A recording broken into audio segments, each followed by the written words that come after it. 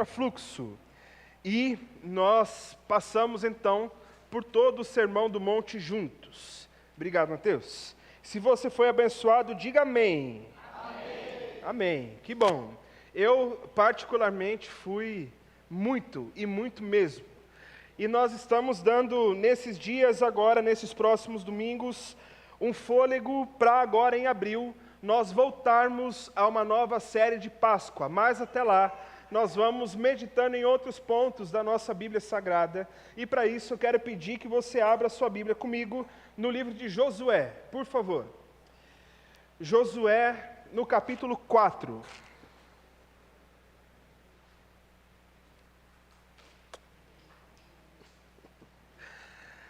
Josué capítulo 4, nós vamos ler dele 2 pequenos blocos, no começo do 1 ao 3 e depois do verso 20 até o final do capítulo 4. Se você achou, diga aí, achei. Alguém precisando de ajuda? Não? Ok. Josué capítulo 4, verso 1 ao verso 3 diz assim para nós. Leia com atenção a palavra do Senhor. Quando toda a nação terminou de atravessar o Jordão, o Senhor disse a Josué: escolha 12 homens dentre o povo, um de cada tribo, e mande que apanhem 12 pedras no meio do Jordão, do lugar onde os sacerdotes ficaram parados. Levem-nas com vocês para o local onde forem passar a noite. Agora pula, por favor, para o verso 20. E em Gilgal, Josué ergueu as 12 pedras tiradas do Jordão. Disse aos israelitas: no futuro, quando os filhos perguntarem aos seus pais: que significam essas pedras?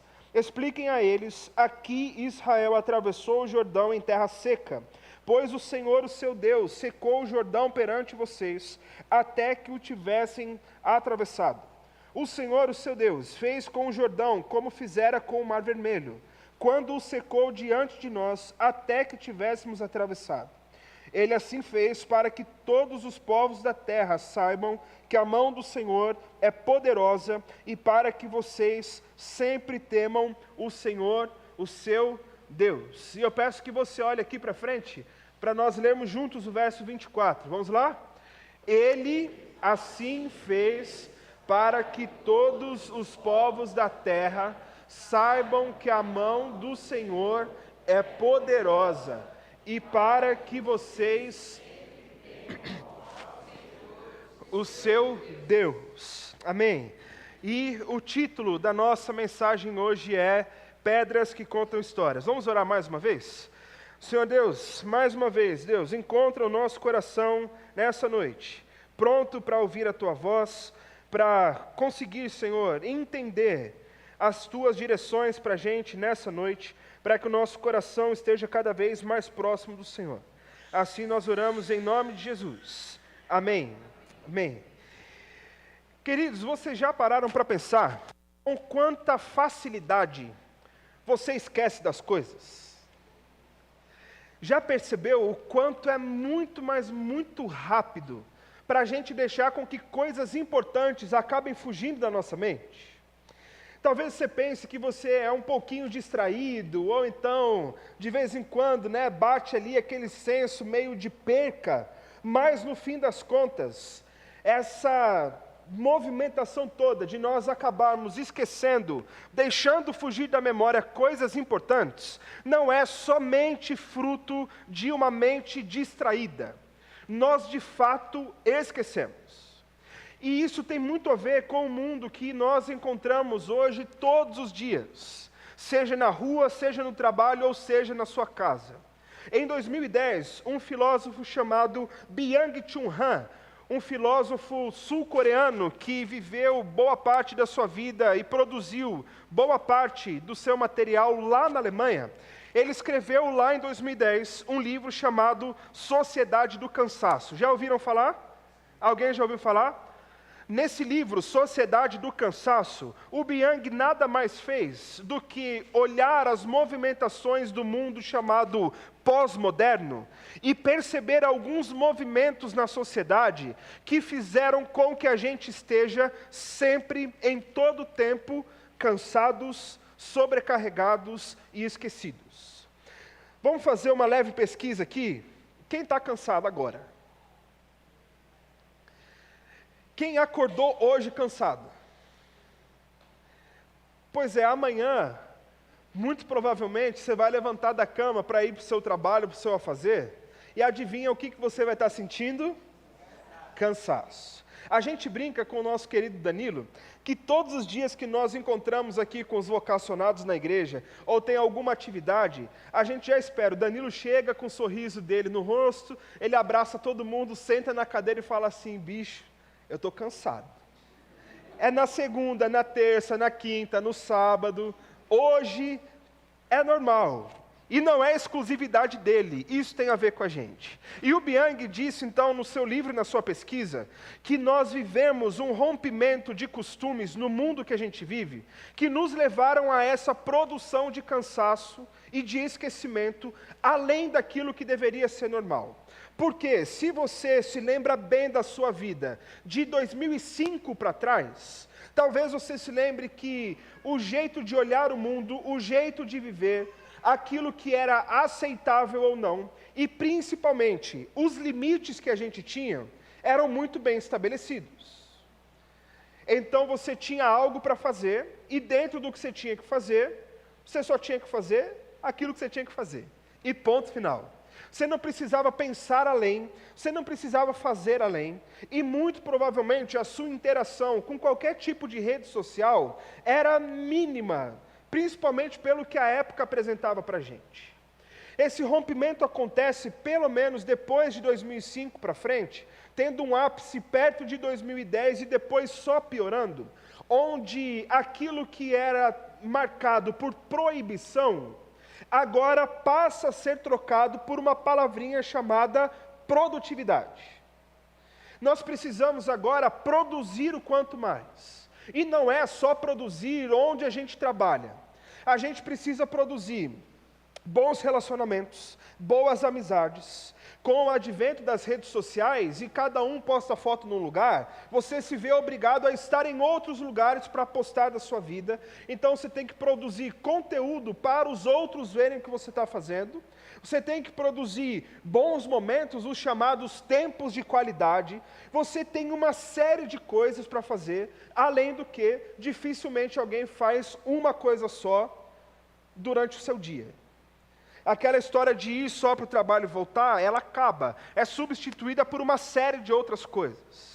Então, uma sociedade que agora é marcada, não pelos seus limites, mas por algo que parece nos impulsionar o tempo todo, para a gente fazer, acaba construindo mentes doentes, que estão viciadas sempre no mais. Outra prova disso, quem abre a rede social e fica mais de 2 minutos em uma postagem só. Dificilmente. Agora, quem está acostumado a pegar o celular, né, e com o polegar ou com o indicador, dependendo da sua idade, ficar ali só, passando para baixo, vendo um monte de coisa. A gente não faz isso? A produção disso na nossa mente é, tá bom, vamos para o próximo, vamos para o próximo, vamos para o próximo. E o detalhe é que se você fizesse um teste de pegar o seu celular, passar 5 minutos no Instagram, por exemplo, muito dificilmente você se lembraria da primeira postagem que você viu. Porque o seu cérebro, meu irmão, o nosso cérebro, está acostumado e programado a ser absolutamente raso. E ficar sempre procurando o outro. E aquilo que passou a gente já esqueceu. É muita informação ao mesmo tempo, sendo colocada na nossa mente que tem pouca capacidade de armazenar o tanto de coisa que nós temos de informação na nossa mente. E o que isso tem a ver com a gente no nosso contexto espiritual, bíblico como um todo? É que, meu irmão, pode ser que você ainda não tenha percebido, mas a sua vida rotineira, aquilo que você está acostumado a fazer, a forma como você vive, naqueles tempos onde você já não tem tanto mais memória, você está muito rápido, fazendo uma série de outras coisas, tudo que a sua rotina baseada nesses pontos, demonstra, são um grande espelho e um grande reflexo da sua vida espiritual.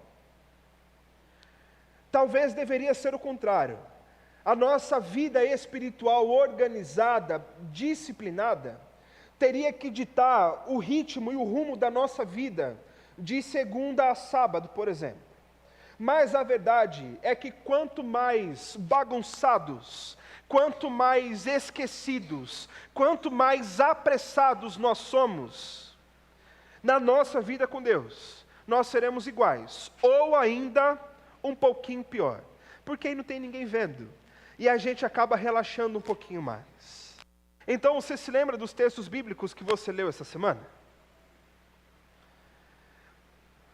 Você se lembra do grande último momento intenso e profundo que você teve com Deus?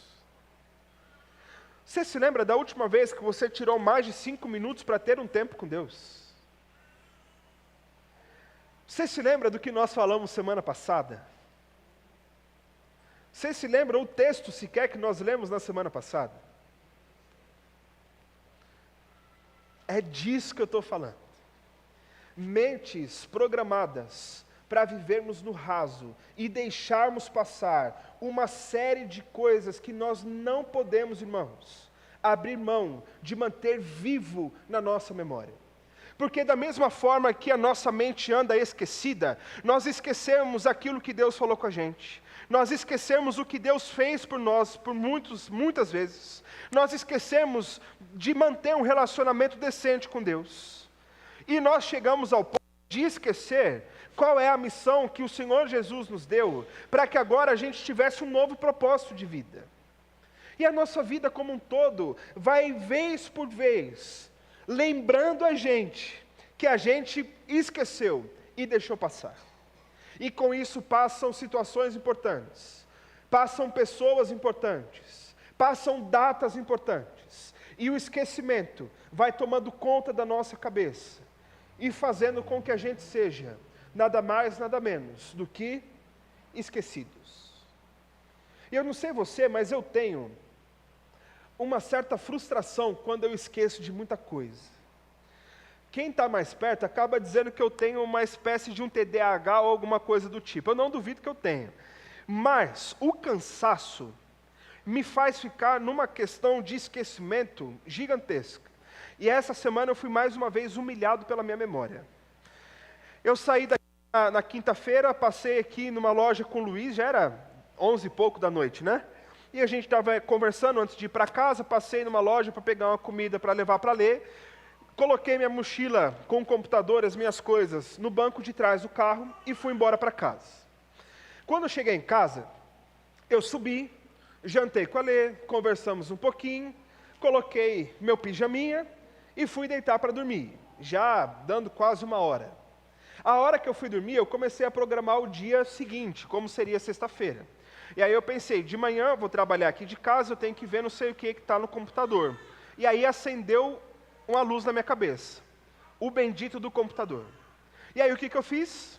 Com medo de roubarem, obviamente, falei, vou lá, e fui descalço mesmo, sem camisa, só de bermuda do pijama, fui para o carro. Abri a porta de casa, peguei a chave do carro, desci as escadas, cheguei no portão do prédio, aí eu lembrei, cadê a chave do portão? Voltei tudo para casa, subi as escadas, entrei em casa, peguei a chave do portão, saí correndo. Abri o portão, fui para de frente do carro, bati a mão no bolso, cadê a chave do carro? Voltei para casa, correndo, subi, aí a Lê foi perguntar o que eu estava fazendo lá. E aí eu falei, não, eu vim pegar a chave que eu esqueci, peguei a chave, virei para a porta de casa, pensei, o que eu estou indo fazer mesmo? Aí ela falou, computador, o computador. Aí fui, peguei o computador e voltei. Ainda assim dormi com aquela sensação horrorosa de achar que eu deixei o carro aberto. Mas a preguiça foi maior e eu não fui ver não, ficou lá e graças a Deus estava fechado. É isso, irmãos, a nossa rotina está baseada nisso. E se isso reflete a nossa vida com Deus, saiba que o esquecimento leva a gente à desistência. Ao de fato esquecimento maior. E a gente vai esquecendo até que as coisas parem de fazer sentido para a gente. E esse momento da vida do povo de Israel agora, não mais com Moisés, o libertador lá do Êxodo, mas sim com Josué, o seu discípulo, aquele a quem Deus estava nesse momento atestando como sendo o líder, o homem de Deus colocado diante do seu povo, ajuda a gente a entender o quanto Deus espera que a gente lembre das coisas que Ele fez por nós, e como faz bem para a gente nós criarmos memoriais. Um dos meus objetivos essa noite é que você saia daqui convencido da necessidade de você criar algum tipo de memorial, e você já vai entender por quê. Mais uma vez, esse momento da vida do povo de Josué é um momento permeado por uma expectativa gigante. Eles haviam passado todo o tempo que passaram com Moisés. Moisés morreu, Josué agora está no comando, está trilhando o caminho com o povo. Eles estão indo finalmente encontrar, depois de 40 anos, depois de pelo menos outra geração ser ali renovada, trazida por Deus. Finalmente, estamos chegando na terra prometida, a terra que Deus separou para o povo dele. A terra que estava no coração daqueles que caminharam 40 anos, não desistindo, mas esperando para chegar lá. E o novo desafio que está diante deles agora é um rio Jordão. Alguns deles já tinham vencido o Mar Vermelho. Você se lembra da história, da abertura do mar. E agora, mais uma vez, eles estão diante de um rio, e boa parte dessa galera aqui não viveu aquela experiência, mas mais uma vez, Deus renova a aliança, trazendo um sinal que eles ouviram falar, mas nunca tinham visto. Agora não foi o Mar Vermelho que abriu, o que abriu foi o Rio Jordão. E eu não sei você, sendo o mar, sendo um rio, sendo um riacho, sendo uma torneira, se abre no meio, para mim já é um espanto surpreendente.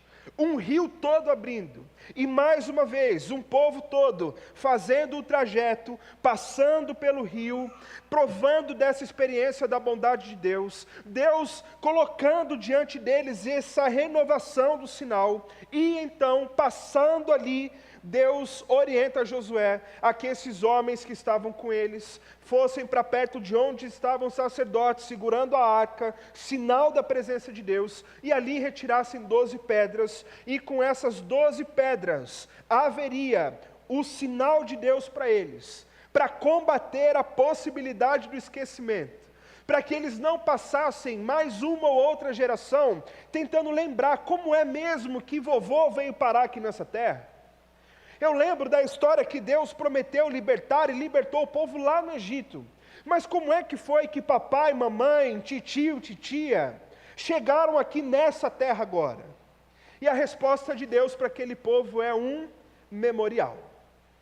Com essas 12 pedras, do meio do rio, o memorial seria erguido ali entre eles. E então, eles passam pelo rio, sobem até uma cidade chamada Gilgal, um lugar inclusive onde Deus fez muitas coisas com esse povo, e ali é erguido esse monumento memorial da forma que Deus orientou.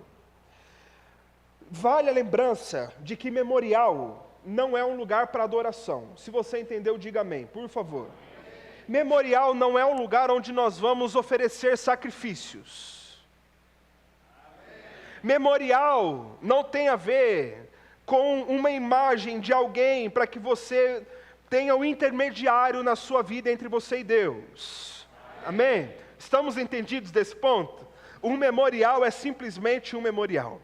Então, esses memoriais, pelo menos, ou esse memorial, de 3 formas, comunica a vontade de Deus para que Ele tivesse colocado ali. E nós vamos entendendo e aprendendo que memoriais comunicam muito mais do que a gente imagina. Um memorial em silêncio, praticamente inanimado, fala e fala muito. E a gente vai entender então por quê. Em primeiro lugar, os memoriais comunicam testemunho. Vamos juntos? Memoriais. Nesse momento em que Josué passa, pegam as pedras, colocam lá, Deus já havia dito lá no primeiro bloco que a gente leu, que eles precisavam levar para a terra e levar para a terra de Gilgal. Chegando lá na terra, eles colocam ali, e o verso 22 do texto mostra para a gente o primeiro objetivo de Deus com o memorial. Olha comigo, por favor. Aliás, 21 e 22. Disse ele aos israelitas: no futuro, quando os filhos perguntarem aos seus pais, que significam essas pedras? Expliquem a eles: aqui Israel atravessou o Jordão em terra seca. Quando a gente fala da palavra de testemunho, a gente geralmente está mais ou menos linkados a uma forma de viver. Se eu tiver uma vida saudável com Deus, se eu for um discípulo de Jesus, fiel, crente, perseverante, a minha vida dá testemunho, certo? Concordamos com isso. Mas a dimensão maior do que é o testemunho, não tem só a ver com uma forma de viver exemplar, mas o testemunho tem a ver, e muito a ver, com aquilo que a gente fala. Por isso é que, por exemplo, você vê em filmes de questões investigativas e tudo mais, que quando um crime acontece, você tem ali os jurados, e esses jurados escutam testemunhas. A testemunha que vai para um júri, ele não está ali preocupado de demonstrar com a vida dele o que foi que ele presenciou num crime. Mas a preocupação da testemunha é falar, contar a respeito não daquilo que ele ouviu dizer, mas a respeito daquilo que ele viu na frente dele. É narrar uma história que ele mesmo viveu. Essa é a dimensão maior do testemunho e o objetivo de Deus junto com o seu povo. Aquilo que Deus está esperando, e segundo as orientações de Josué, nada mais é do que erguer um memorial, para que esse memorial ative um gatilho, um bom gatilho, para que um testemunho seja contado. E a primeiro momento, a primeira preocupação, o primeiro público a ser atingido, não eram necessariamente os de fora, a primeiro momento, mas o memorial erguido no lugar onde o povo vivia, tinha o objetivo de que os seus filhos, as próximas gerações, aqueles que não viram, pudessem olhar para aquelas pedras e perguntar: papai, mamãe, vovô, vovó, que raio que é esse negócio do monte de pedra uma em cima da outra? E mais uma vez, um memorial, nunca é um fim em si mesmo. Ele é simplesmente algo que ativa a nossa memória, para que a gente possa falar a respeito daquele memorial que foi erguido. Ponto de Deus para esse povo: ergam, porque eles vão olhar, e quando olhar eles vão perguntar, e quando perguntarem, vocês dirão a eles aquilo que vocês viveram com Deus. Meus irmãos, se tem uma das coisas que mais afeta o povo de Deus ao longo da história, é a capacidade gigantesca de perder as próximas gerações. Infelizmente, nós olhamos muitas vezes para as novas gerações que vêm chegando como sendo concorrentes daquilo que a gente está fazendo. Então nós já vivemos uma realidade religiosa, digamos assim. A gente já canta de um jeito, a gente tem as cores de um jeito, a gente tem as luzes dessas cores, a gente faz tudo desse jeito já há um bom tempo. E está chegando a nova geração que está vindo para cá, e esses caras vão querer fazer aquilo que a gente faz de um jeito diferente. Então eles são inimigos que a gente precisa combater.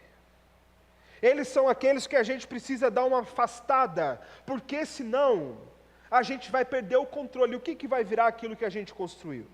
Vai para qualquer lugar. E esse é o sopro de Satanás no ouvido dos crentes, enquanto igreja. De colocar na nossa cabeça que vamos melhor afastá-los daqui, do que a gente repensar uma comunicação para o nosso mundo de hoje. Isso não é uma exclusividade do nosso tempo, porque adivinha no tempo de quem isso aconteceu? No tempo de Josué. À medida em que o memorial foi estabelecido para servir de testemunho às próximas gerações, depois que Josué morre, e essa terceirização da vida com Deus a uma liderança, alguém que vai à frente, fez com que esse próprio povo começasse a se misturar com outros povos, outros deuses falsos, outras religiões, a ponto de praticamente a última coisa que Josué faz, e que geralmente a gente está lembrando do livro de Josué, é lá no capítulo 24, 20 capítulos para frente, quando nós sabemos de cabeça que Josué disse, eu e minha casa. E por que Josué teve que dizer isso para eles? Se você ler um pouquinho antes do texto, Josué vai deixar muito claro, dizendo assim, vocês estão querendo servir aos deuses que estão lá além do Eufrates? Vocês querem se misturar com aquele outro povo e servir o Deus deles, prestar culto ao Deus deles? Seguinte, vão vocês, eu e a minha casa não. A nossa decisão é que eu e minha casa serviremos ao Senhor.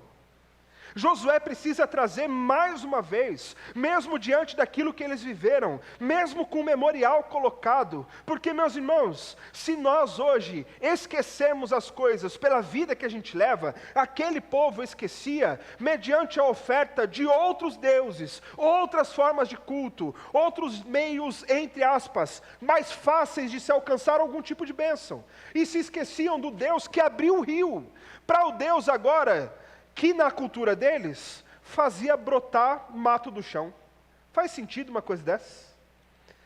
O memorial está ali, erguido, estabelecido, para que a gente possa dar testemunho do que Deus fez, a partir daquilo que ali foi colocado. Então, meus irmãos, estabelecer memoriais é mais do que a gente se lembrar ou ser lembrado do que Deus fez.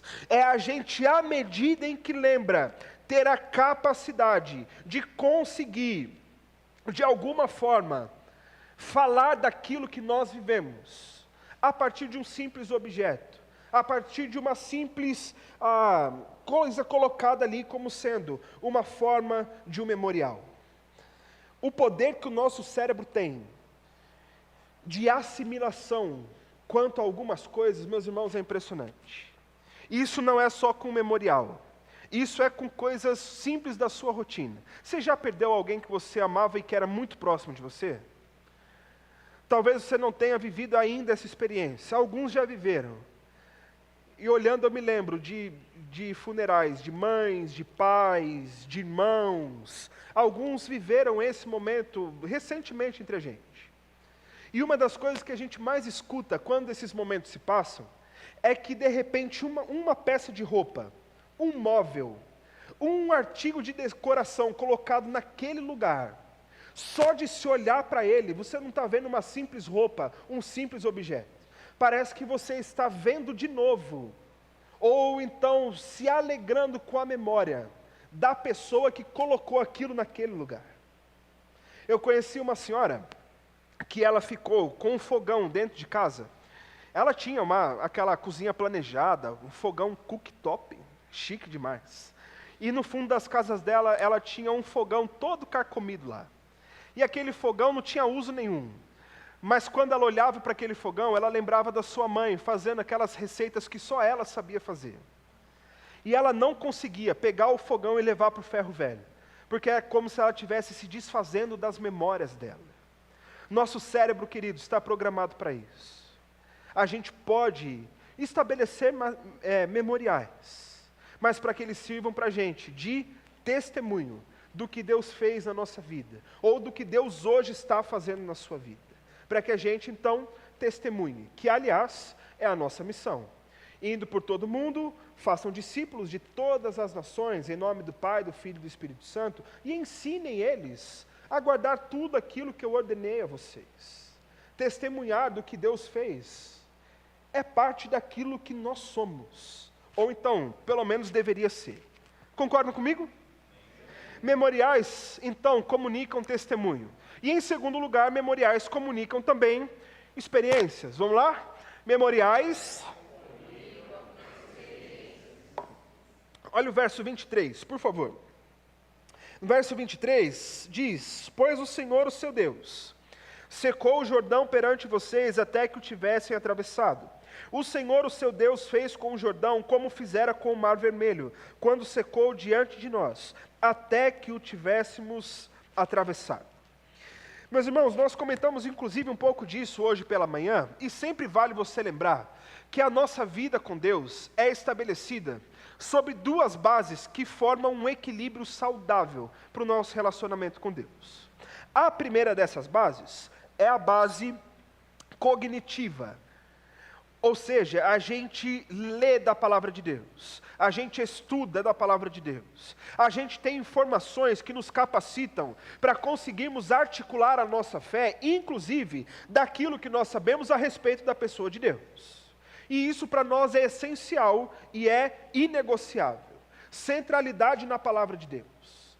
O problema é que crentes que só se estabelecem sobre essa base acabam geralmente virando chatos e legalistas, porque estão achando que tudo tem que estar dentro do seu próprio espectro de visão. E então a gente precisa de uma outra base que equilibre as coisas. E essa outra base chama-se experiências. Experiências com o nosso Deus.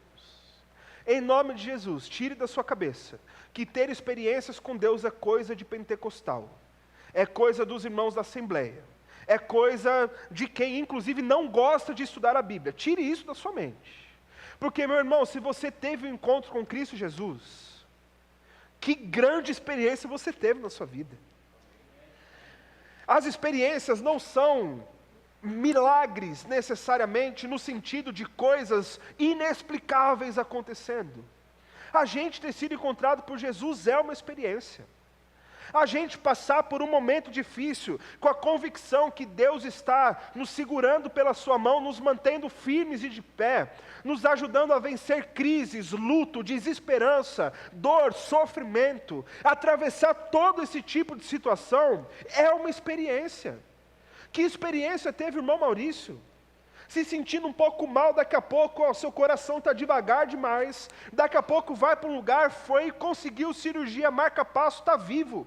Glória a Deus por isso. Que experiência é essa que Deus nos dá? Para que a gente caminhe de uma forma saudável, nós nos equilibramos diante dessas duas bases. E geralmente essas experiências que nós temos com Deus são caminhos, são meios pelo qual nós conseguimos falar das coisas que nós entendemos com a mente, a partir daquilo que nós vivemos por experiências. E o que me chama a atenção nesse pedaço é que dentro de uma cronologia aproximada da ordem dos fatos, de eles terem colocado aqui, começado a travessia, lá no começo do capítulo 4, até esse final, não passou mais do que 5 dias, certo? Mais ou menos numa base jogando para cima, não foram mais de 5 dias. Pensa comigo, você acabou de ver um rio que era um desafio para você chegar numa terra prometida. Abrir no meio, você passou no meio do rio, em 5 dias dá para esquecer uma experiência dessa? Mesmo com a nossa mente esquecida de hoje, dá para simplesmente acordar depois de 5 dias e dizer, como é mesmo que eu vim parar aqui? Eu duvido que eu dormiria 5 dias depois de ter vivido um negócio desse aqui, né? São 5 dias. E Josué, propositalmente, está mais uma vez narrando toda a história, tudo de novo, do que aquele povo tinha acabado de viver há pelo menos 5 dias. Porque, meu irmão, quando uma experiência marcante como essa atravessa o nosso caminho e marca o nosso coração, não dá para a gente esquecer tão facilmente, inclusive de falar sobre isso repetidamente a outras pessoas. Experiências que marcam o nosso coração acabam nos fazendo falar sobre isso quase que o tempo todo. Duvido que você não conhece alguém que só fala da mesma coisa o tempo inteiro. Às vezes são bênçãos, às vezes é o outro lado, né? Um momento difícil, uma doença, não para de falar daquilo, porque é uma experiência marcante. E os memoriais comunicam essas experiências que nós vivemos, quietinhos no lugar deles, mas falam e falam profundamente com a gente, sobre as experiências que Deus nos permite viver. E eu tomei a liberdade de trazer um dos meus memoriais aqui para vocês verem, que é esse cartãozinho aqui. Quem já esteve lá no gabinete comigo, sabe que tem um negocinho cheio de caneta dentro, e isso aqui fica ali, equilibrado na frente do negocinho de caneta. Inclusive, quando o pessoal dá uma geral lá para mim e ele está de outro lado, eu vou e coloco de novo ele ali, para eu não esquecer. Porque esse negocinho aqui, o que está escrito aqui? Né? Desse lado está uma frase: o legado que deixaremos no futuro é a vida que vivemos hoje. Bela frase, né? Amanhã de manhãzinha, Instagram, posta lá, hashtag Deus, hashtag vão para cima, né? E do outro lado, é simplesmente um QR Code com a Life Shape, a instituição que eu, de alguma forma, assessoro na área de pastores. Por que isso aqui é um memorial para mim? Primeiro, porque quando isso daqui está em cima da minha mesa, quase 100% das pessoas que entram lá querem saber o que é esse negócio aqui. E é olhando para ele, querendo saber o que é que eu posso dizer a experiência que vai muito além de um simples cardzinho colocado. E acontece que o ano passado, eu recebi um convite para ir lá para Brasília, na sede da Life Shape, para um curso de extensão que eles fariam em ministério pastoral.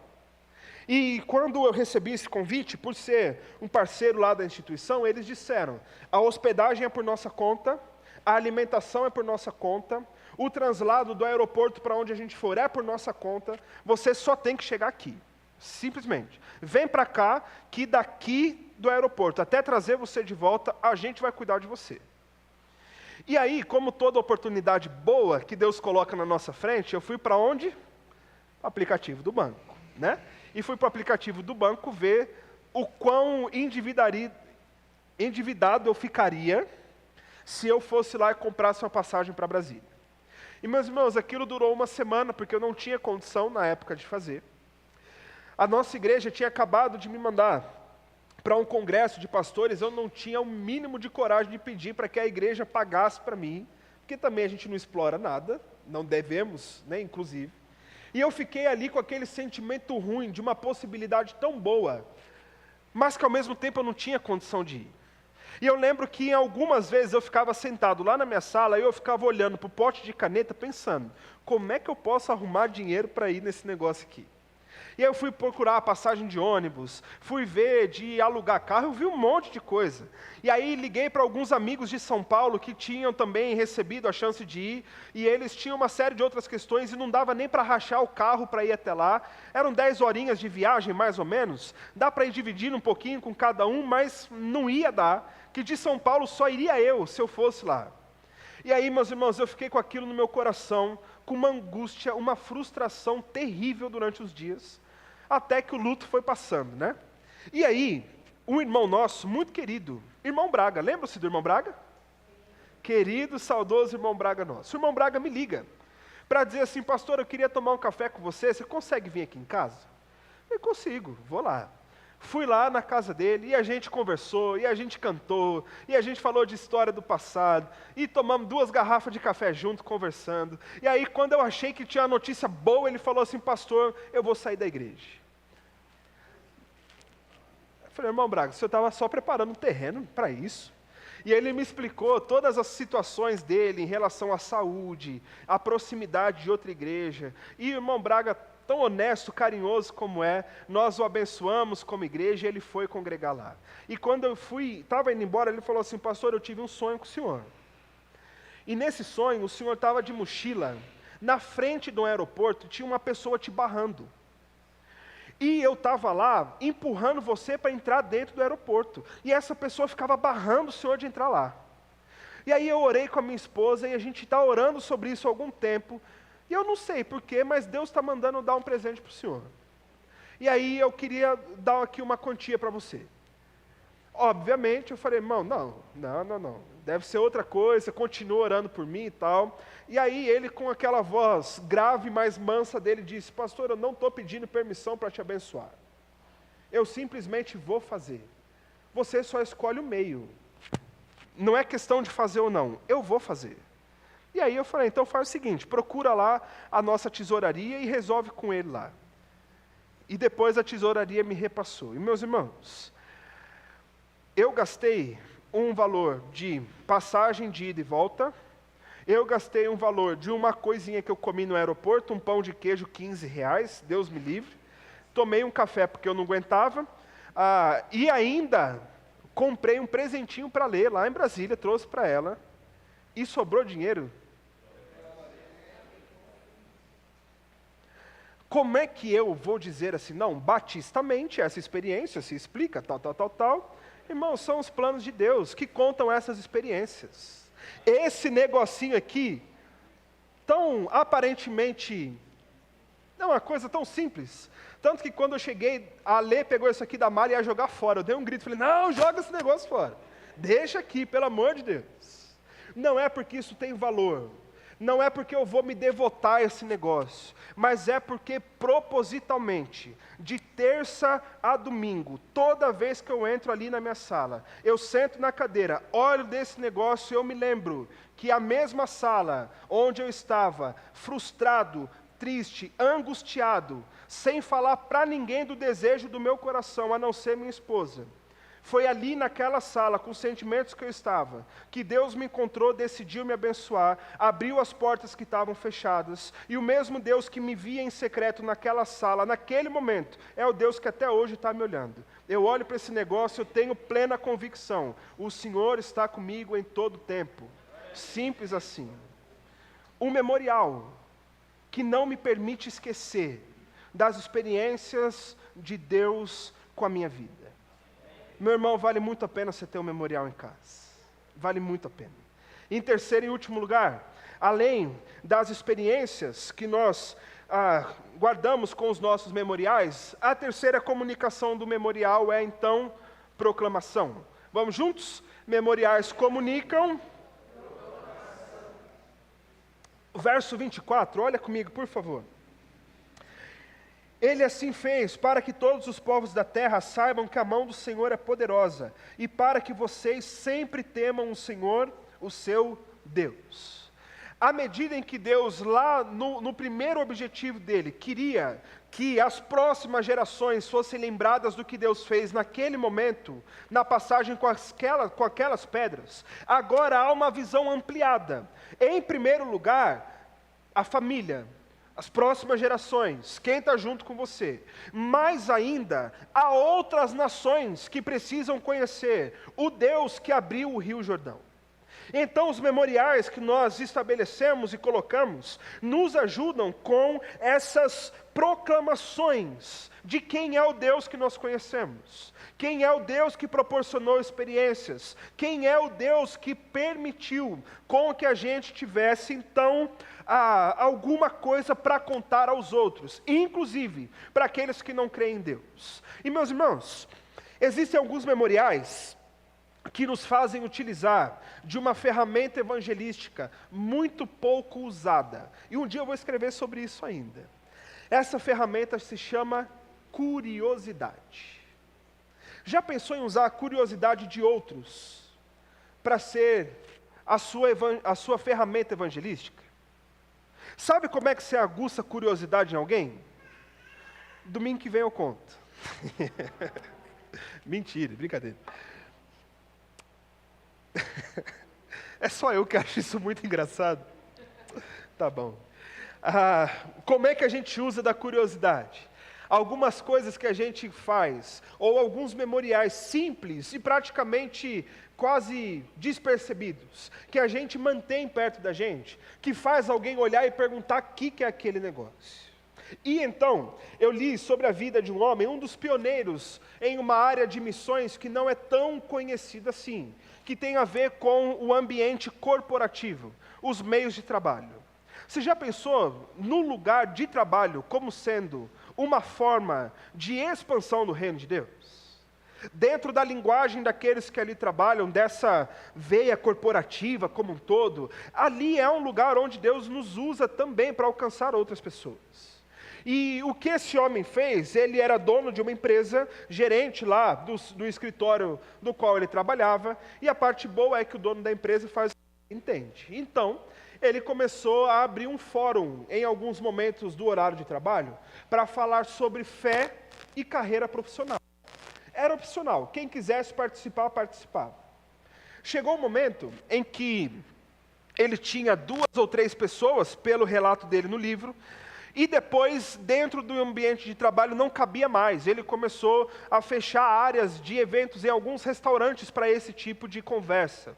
Por quê? Porque de uma semana para outra, apareceu em cima da mesa dele uma pedra. Uma pedra dessa que a gente vê na rua por aí. Ele pegou essa pedra e colocou em cima da mesa.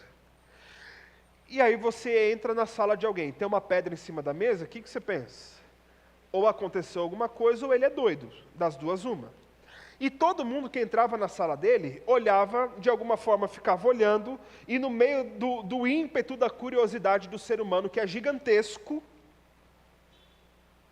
pequena pausa aqui. Faleceu a mãe de uma amiga minha de infância, lá de Mauá, na sexta-feira. E aí eu vi lá no Facebook, né, a postagem e tal, e ela estava bem, aparentemente. De uma hora para outra aconteceu alguma coisa, ela faleceu. Eu parei de contar no 7º comentário, perguntando, o que foi que aconteceu? A nossa curiosidade vai tão longe que a gente não está satisfeito com a imagem do luto. A gente quer saber por que a pessoa morreu, do que morreu, o que aconteceu. É os níveis que chegam a nossa curiosidade, ainda que de alguma forma acabe machucando outras pessoas.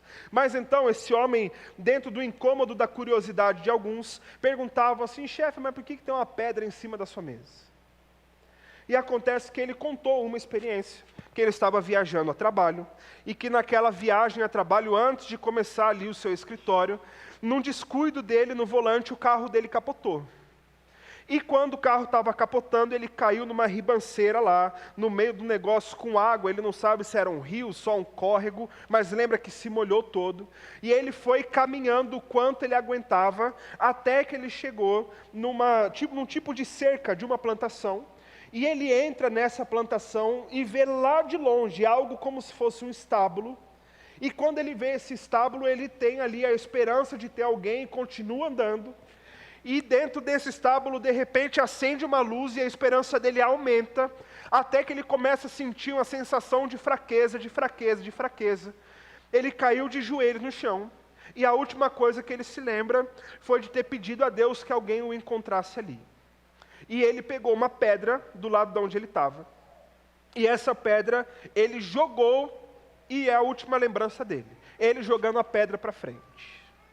O que acontece é que, de alguma forma, quem estava dentro do estábulo lá, percebeu um barulho, ouviu alguma coisa estranha, podendo achando que era um animal, alguma coisa assim, e saiu para ver. Quando saiu para ver, na parede do estábulo tinha uma pedra, e tinha alguém gemendo de dores, deitado no meio do mato. E ali esse homem foi resgatado, com alguém encontrando ele, depois de ele ter jogado uma pedra, e ele tem convicção de que foi Deus que o ajudou naquele momento. E de fato, irmãos, para sobreviver a um acidente com todo esse nível de complexidade, é Deus mesmo que nos mantém seguros.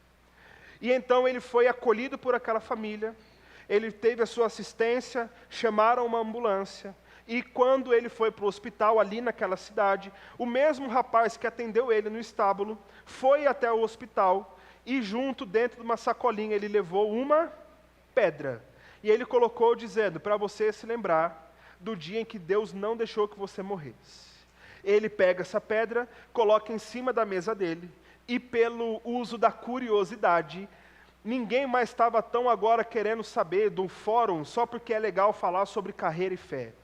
Mas agora a gente está no lugar onde um doido que tem uma pedra em cima da mesa tem algo para falar sobre um Deus que ele conhece.